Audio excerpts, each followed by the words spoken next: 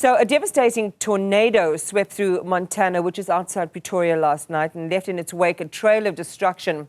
Residents of the Sandpiper complex were severely affected by the disaster. They are now relocating, but they also claim that the building managers are not providing adequate assistance to them.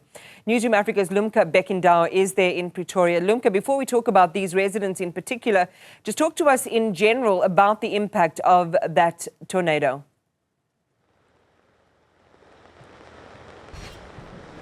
A very good morning to you, Iman. The situation here is really bad, and the residents have been affected so badly, and because especially the ones that are on the third floor, the roofing has been destroyed by the tornado last night, and the residents that have not yet been affected by the tornado are really scared. They are saying that they are not sure if, as the rain continues to rain throughout the day, they are not sure if the damage is not going to affect them. They are really living in fear now. But let's bring in one of the residents who is currently relocating now.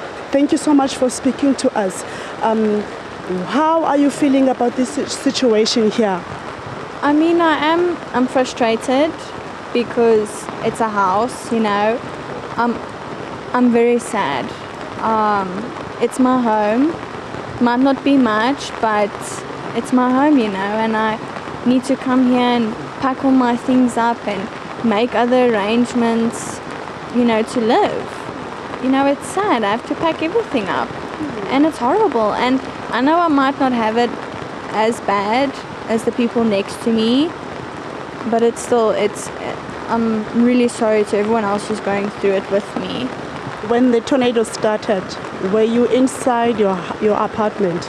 No, I was luckily at my boyfriend's house, but there was like some speculation that it might hit our area. You know, my mom got home from work and she had to come home to what our house looks like. Yeah, it's horrible. Is there any help that you have received from the building managers? So far it was, you know, to make sure that we're safely out of the place. You know, if they saw extreme damage to the house, they said take necessities and leave. So far I'm waiting to hear what's going to happen. Are they going to rebuild? Are they going to, you know, sort another unit for us? Like, what arrangements are going to happen with, you know, the people that need to move out? So now, as you are moving out, where are you going? I'm going to stay at my boyfriend's house, and my mum and my sister will be staying with a friend. But who knows how long, you know, you can stay.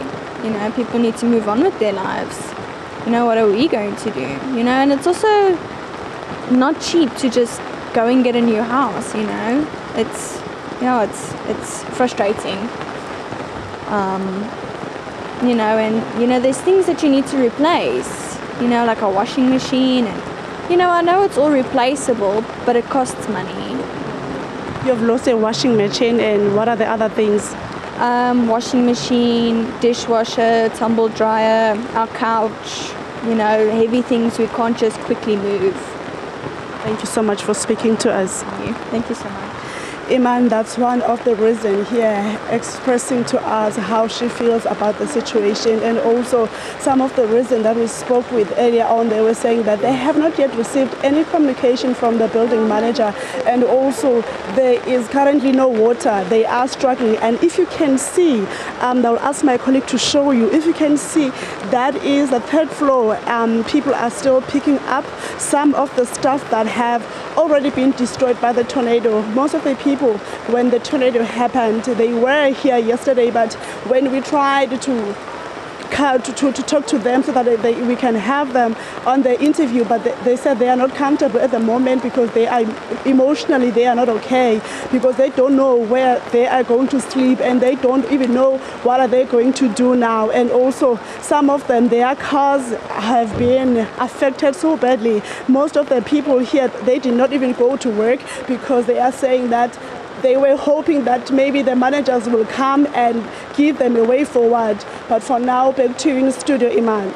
Lumka, before you go, just again, just tell us a little bit more about the impact to the community around that particular building. What is Tshwane Emergency Services saying about evacuations and their emergency plans over the next few days, given the risks not only of tornado potentially reoccurring, but for bad weather and heavy rain?